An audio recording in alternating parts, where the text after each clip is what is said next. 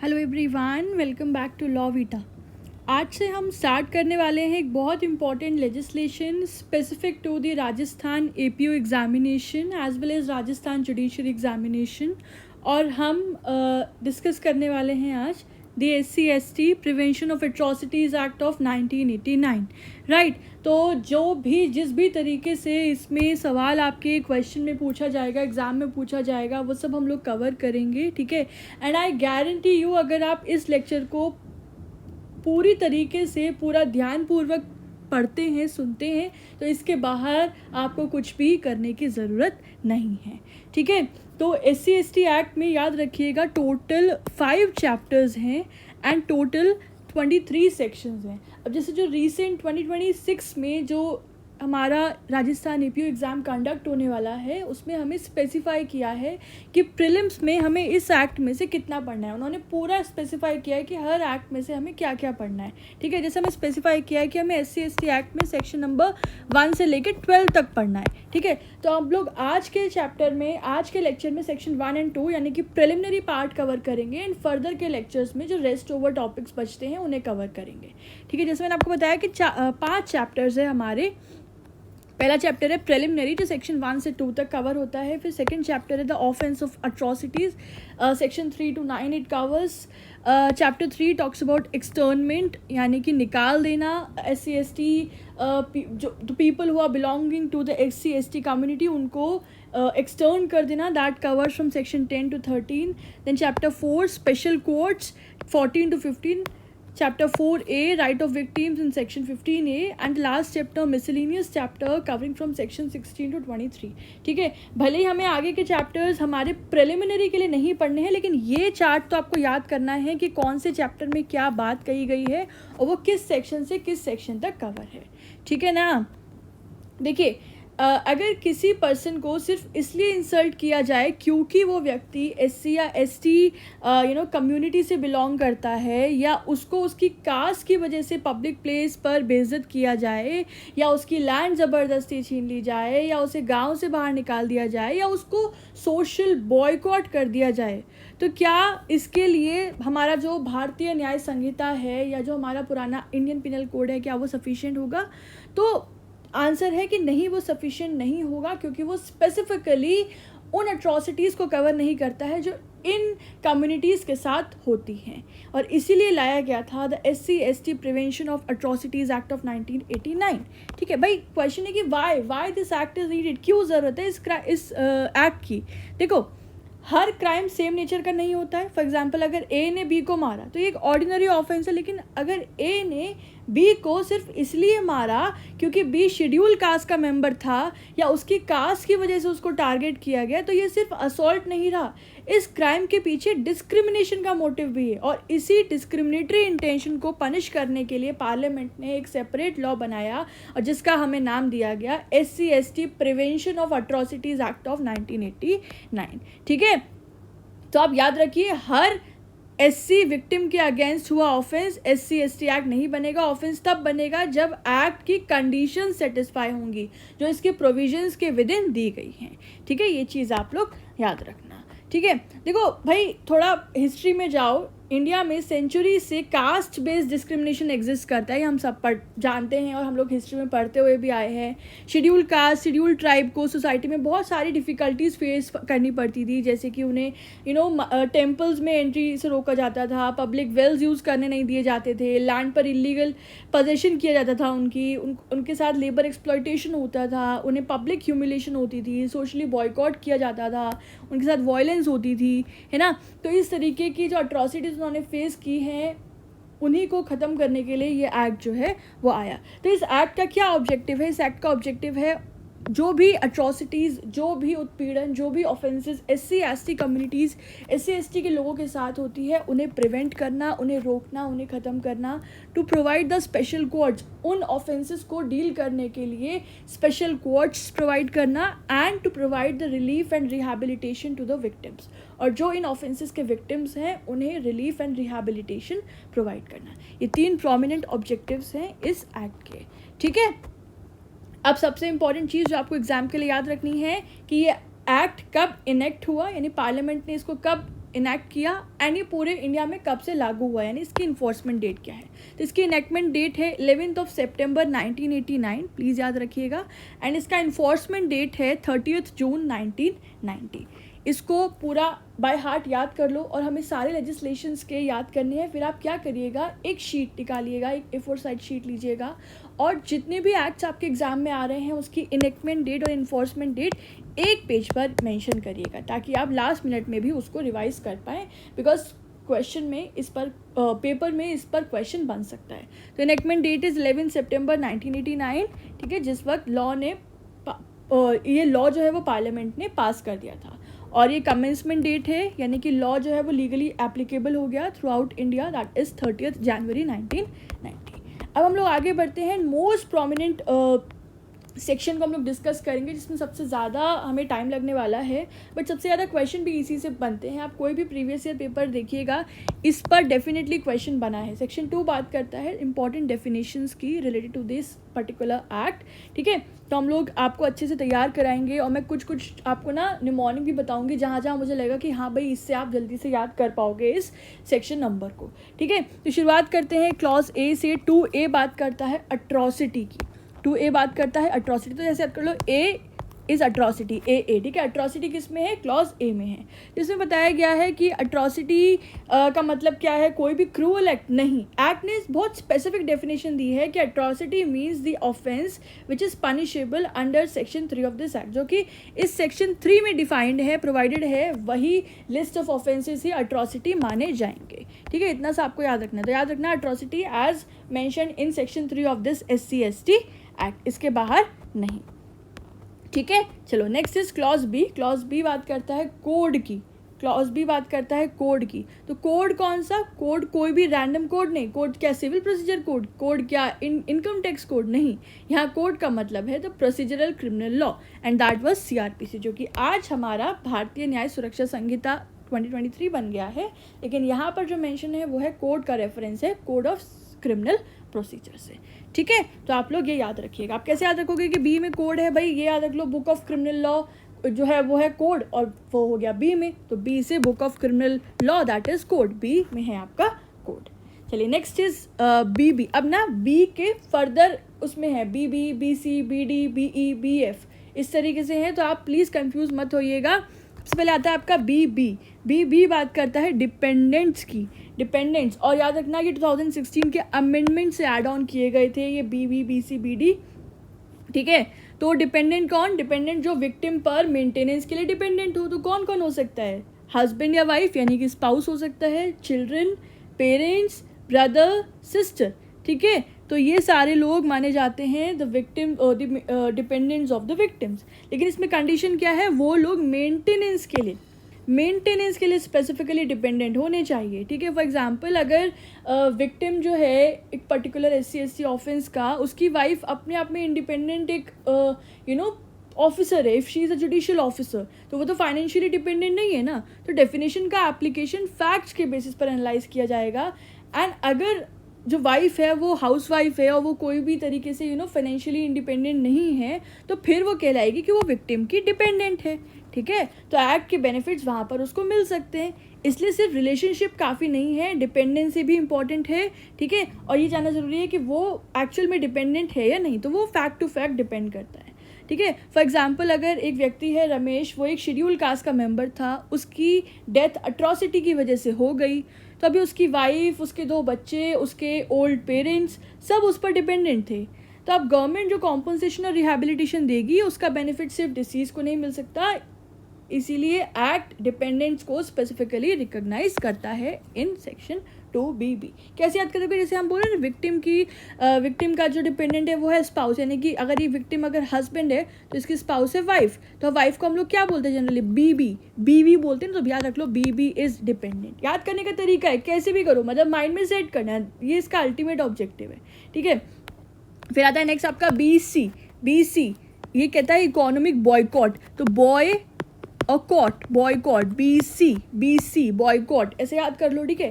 तो economic boycott का क्या मतलब है? इकोनॉमिक बॉयकॉट का मतलब है किसी व्यक्ति को उसकी कास्ट की वजह से इकोनॉमिक एक्टिविटीज़ से दूर कर देना, यानी कि उसकी अर्निंग्स बंद कर देना, उसके लाइवलीहुड को अफेक्ट कर देना, उसको फाइनेंशियली आइसोलेट कर देना। और यहाँ पे हमें एक्ट में 4 सिचुएशंस बताई गई हैं इकोनॉमिक बॉयकॉट की। पहली है नो वर्क, यानी उसे कोई भी काम नहीं देना। दूसरा नो एम्प्लॉयमेंट, नो अपॉर्चुनिटीज़, उसको जॉब्स डिनाई कर देना, उसको सर्विसेज डिनाई कर देना। थर्ड इज़ नो बिजनेस, उसके साथ कोई भी व्यापार ना करना, अगर उसकी दुकान है तो उसकी दुकान से सामान ना लेना। And fourth is no professional relations, उसके साथ सारे के सारे तोड़ देना, ठीक है। जैसे फॉर एग्जांपल, इसका एग्जांपल दूँ कि एक डॉक्टर है भाई, वो कैसे चेकअप करता है? वो चेकअप करने से पहले ये पूछता है कि तुम्हारी कास्ट कौन थी है, और अगर उसको पता चलता है कि भाई ये जो पेशेंट है ये SC/ST कम्युनिटी से है, तो फिर वो उसको जो है वो अपनी सर्विसेज नहीं देता है, प्रोफेशनल रिलेशन उसके साथ नहीं रखता है। तो इसे हम लोग इकोनॉमिक बॉयकॉट कहते हैं, ठीक है। नो वर्क का कैसे हुआ कि भाई मान लो कि एक व्यक्ति है श्याम, वो एक SC कैटेगरी से बिलोंग करता है। तो अभी गाँव में ना सब लोग के साथ पहले क्या था, उससे खेती बाड़ी का काम कराते थे, ठीक है। अभी एक दिन गांव के लोगों ने मिलकर डिसाइड किया कि हम ना इसको आज के बाद कोई काम नहीं देंगे। तो क्या ये सिर्फ डिस्क्रिमिनेशन है? नहीं, इसे हम कहते हैं इकोनॉमिक बॉयकॉट, उसका इनकम सोर्स ख़त्म कर दिया जाना, ठीक है।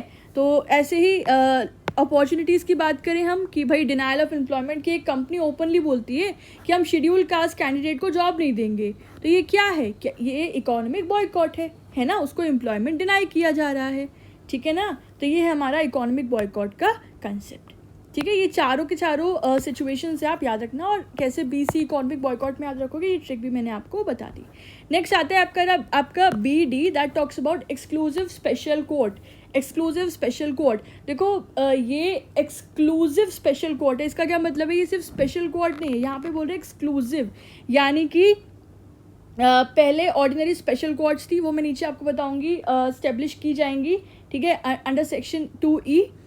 उनके पास दूसरे क्रिमिनल कोर्ट केसेस भी होते थे, जैसे कि उससे क्या हुआ कि रिजल्ट क्या हुआ, डिले हो रहा है कि भाई स्पेसिफिक केसेस को वो डील नहीं कर पा रहे हैं। तो फिर गवर्नमेंट ने डिसाइड किया कि SC/ST एक्ट के स्पेसिफिक केसेस के लिए डेडिकेटेड कोर्ट होनी चाहिए, और फिर इसीलिए एक्सक्लूसिव स्पेशल कोर्ट सेटअप की गई under section 14 of the act. तो ये डेडिकेटेड कोर्ट्स हैं, है ना। तो इसलिए याद रख लो ये BD में है, BD में है डेडिकेटेड कोर्ट, जिनका नाम है एक्सक्लूसिव स्पेशल कोर्ट्स, यानी वो कोर्ट्स जो सेक्शन 14 के अंदर स्टेब्लिश की गई, ऐसी कोर्ट जो स्पेशली SC/ST एक्ट के ऑफेंसेस के ट्रायल के लिए डेजिग्नेटेड हो अंडर सेक्शन 14। याद रहेगा, BD में है एक्सक्लूसिव स्पेशल कोर्ट, जो मेनली SC/ST एक्ट के केसेस को डील करती हैं, डेडिकेटेड जुरिसडिक्शन है, एंड इनका ऑब्जेक्टिव है speedy trial in such cases, ठीक है।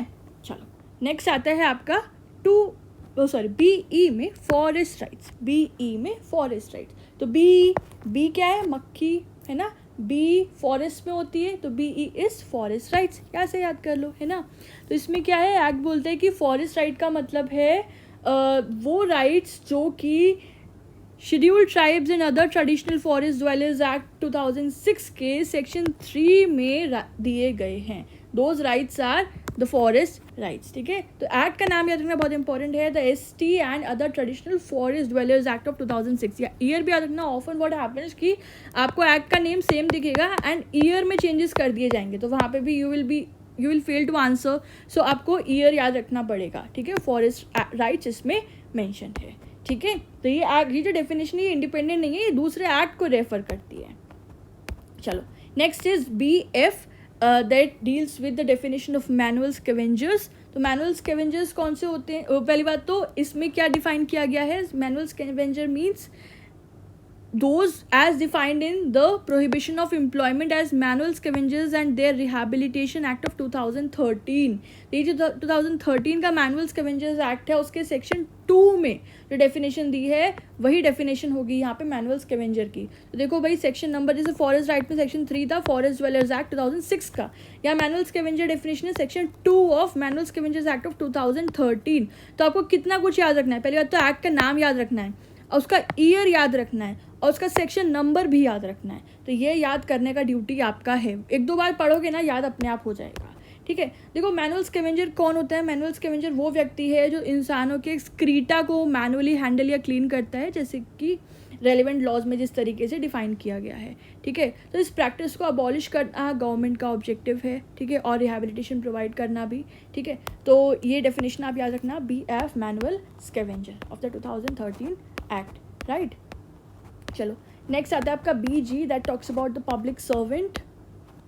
तो ये पब्लिक सर्वेंट की डेफिनेशन सभी एक्ट्स में होती है। इसका सिंपल मीनिंग है वो सभी पब्लिक सर्वेंट्स जो इंडियन पिनल कोड के सेक्शन 21 में मेंशन है, लिस्ट ऑफ पब्लिक सर्वेंट्स, वो यहाँ पे सेम अप्लाई होगा, प्लस अदर लॉ, ठीक है। तो BG is public servant, please remember this thing, ठीक है। अब तक हमने क्या क्या पढ़ा, BA में आपका BA नहीं था, B था आपका कोड, B हो गया डिपेंडेंट, BC हो गया आपका boycott, economic boycott, BD is exclusive special court, BE is forest right, BF is manual scavenger and BG is public servant, ठीक है।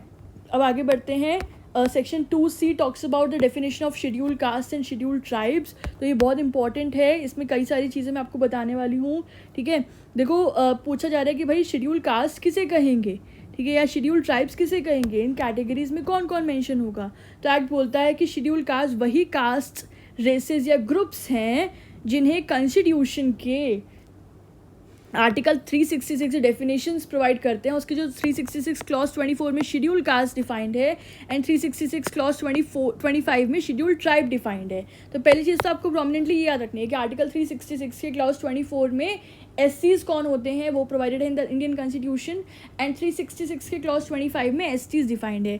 अब अगर हम लोग जाएँ इसके क्लॉज 24 में 366 के, तो वहाँ क्या मेंशन है, 24 में मेंशन है कि वो सभी कास्ट, वो सभी ट्राइब्स या वो सभी ग्रुप्स जिन्हें कॉन्स्टिट्यूशन के आर्टिकल 341 के अंदर शेड्यूल कास्ट डिक्लेयर किया गया है वही शेड्यूल कास्ट कहलाएंगी।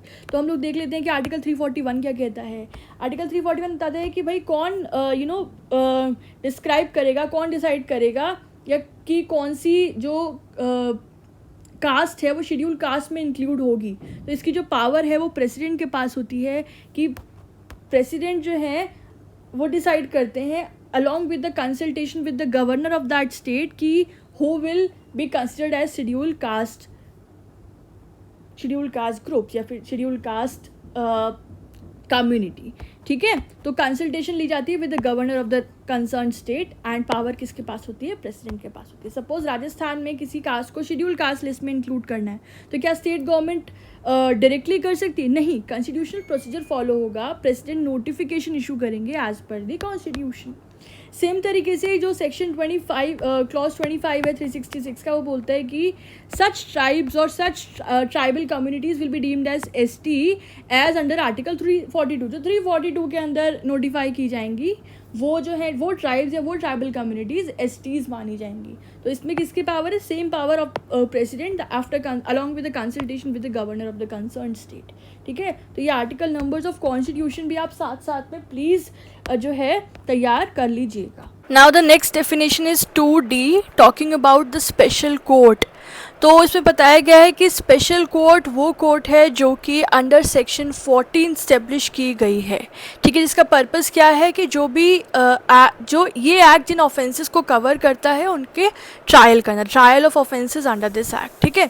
तो स्पेशल, अब क्वेश्चन पूछा जाएगा कि स्पेशल कोर्ट किस सेक्शन में प्रोवाइड की गई है। सो प्लीज़ रिमेंबर कि सेक्शन 14 में इस्टेब्लिश की गई है, ऐसा बताया गया है section 2D of the SC/ST act में, ठीक है। अगर कोई पूछे कि भाई यहाँ पे जो स्पेशल कोर्ट बनी है और जो ऊपर एक्सक्लूसिव स्पेशल कोर्ट बनी है दोनों ही सेक्शन 14 में इस्टेब्लिश हो रही हैं, तो डिफरेंस क्या है, this is a general special court, और जो ऊपर बनाई गई थी एक्सक्लूसिव स्पेशल कोर्ट वो डेडिकेटेड स्पेशल कोर्ट थी, ठीक है।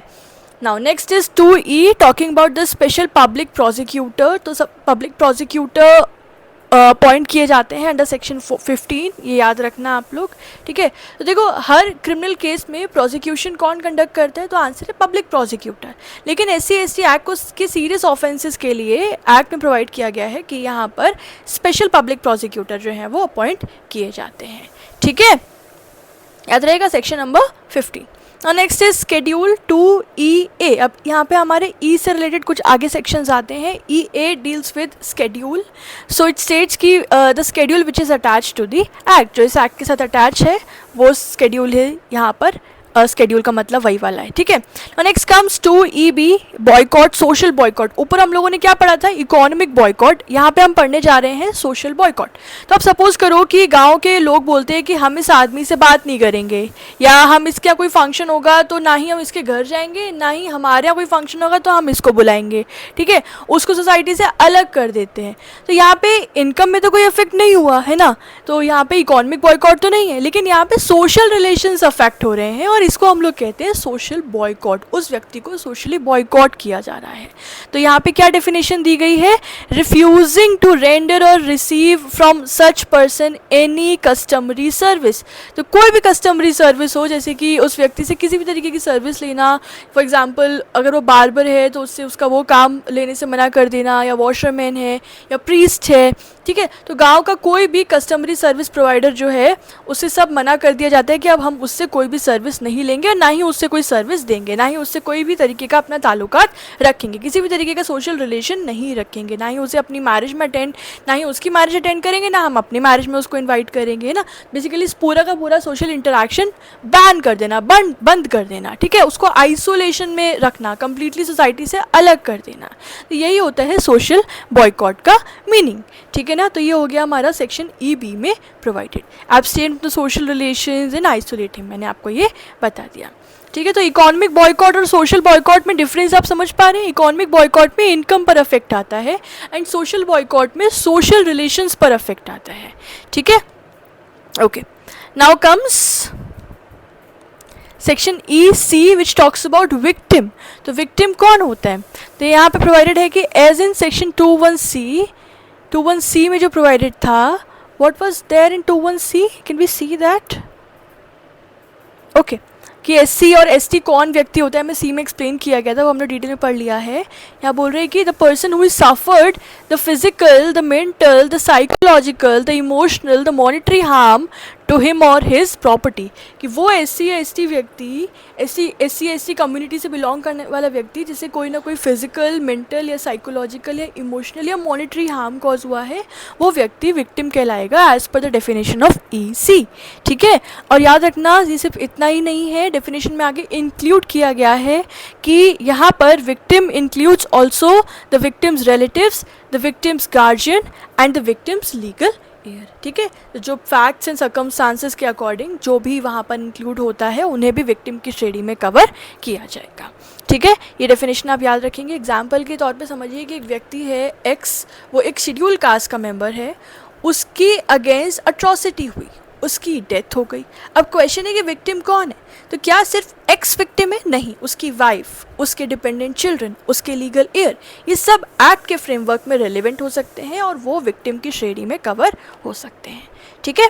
चलो आगे बढ़ते हैं। नेक्स्ट डेफिनेशन है ED की विच टॉक्स अबाउट विटनेस। तो विटनेस कौन है, सबसे पहले बताइए कि विटनेस का कॉमन मीनिंग क्या होता है। विटनेस का मतलब है जो इंसिडेंट दिखता है, राइट। तो यहाँ पे विक्टिम का मतलब मेंशन है any person who has the information regarding the commission of an offence, who is acquainted, जिसके पास जानकारी है उस ऑफेंस से जुड़े फैक्ट्स की, सर्कमस्टांसेस की इंफॉर्मेशन है, which is necessary for the investigation, inquiry and trial of any crime under this act. इस एक्ट के तहत जो भी क्राइम कमिट हुआ है उसके इन्वेस्टिगेशन, इंक्वायरी या ट्रायल में जो भी नेसेसरी फैक्ट्स एंड इन्फॉर्मेशन है, उसकी जानकारी जिसके पास है, वो व्यक्ति विटनेस कहलाएगा। और who may be required to give the such information and make the statements, produce documents during the investigation, inquiry और trial। और उनको ज़रूरत पड़ सकती है, जब ज़रूरत पड़ेगी तो उनको बुलाया जा सकता है वो इन्फॉर्मेशन या वो स्टेटमेंट्स प्रस्तुत करने के लिए ड्यूरिंग द इन्वेस्टिगेशन, इंक्वायरी और trial. And remember witness includes victim, ठीक है। ये क्वेश्चन पूछा जा सकता है कि क्या विटनेस के श्रेणी में विक्टिम इंक्लूड होगा, तो answer is simply yes, victim also includes, witness also includes victim. Now the last definition of today's lecture is 2F, talks about words and expressions. So ये definition generally हम लोग ignore कर देते हैं, तो याद रखना कि जो words इस act में define नहीं भी किए गए हैं, ठीक है, उनका meaning relevant criminal laws से लिया जाएगा, that are Indian Penal Code, Indian Evidence Act and Code of Criminal Procedure, जो कि आज की डेट में चेंज हो गए हैं, BNS, एंड BNSS, है ना। एंड BSA जो न्यू क्रिमिनल लॉज बन गए हैं, ठीक है. So while reading the law in the updated legal framework the corresponding meanings में come from BNS, BNSS and BSA depending on the statutory context, right. तो फ्रेंड्स यहाँ पर हम लोगों ने इस लेक्चर में जो बहुत मेजर हम लोगों को मतलब एग्ज़ाम में क्वेश्चन जो आएंगे ही आएंगे ना इस एक्ट के, वो हमने कवर कर लिया है. जो बाकी रेस्ट लेफ़्ट ओवर सेक्शंस है वो हम लोग सेकेंड वीडियो में कवर करेंगे. और यहाँ पे ऐसे करके हम लोग का SC/ST act for the preliminary examination पूरा हो जाएगा, ठीक है. तो सेकेंड लेक्चर के लिए हमारे चैनल से कनेक्टेड रहें. और नोट्स के लिए आप मुझसे कांटेक्ट कर सकते हैं हमारे ईमेल आईडी पे, हमारे इंस्टाग्राम पेज पे, अब हमारी ऐप पर चेकआउट कर सकते हैं जो कि एंड्रॉयड यूज़र्स के लिए आप प्ले स्टोर पर डाउनलोड करो. लॉविटा नाम से आपको ऐप मिल जाएगी, ठीक है. लिंक मैं आपको डिस्क्रिप्शन में दे दूँगी या कॉमेंट बॉक्स में पिन कर दूँगी. और जो iOS यूज़र्स हैं यानी कि जो एप्पल यूज़र्स हैं उनके लिए माई इंस्टीट्यूट ऐप है, तो उसकी डिटेल्स आप मुझसे ले लीजिएगा, ठीक है. तो अच्छे से पढ़िए और all the best everyone. Thank you so much. Have a good day. Bye bye.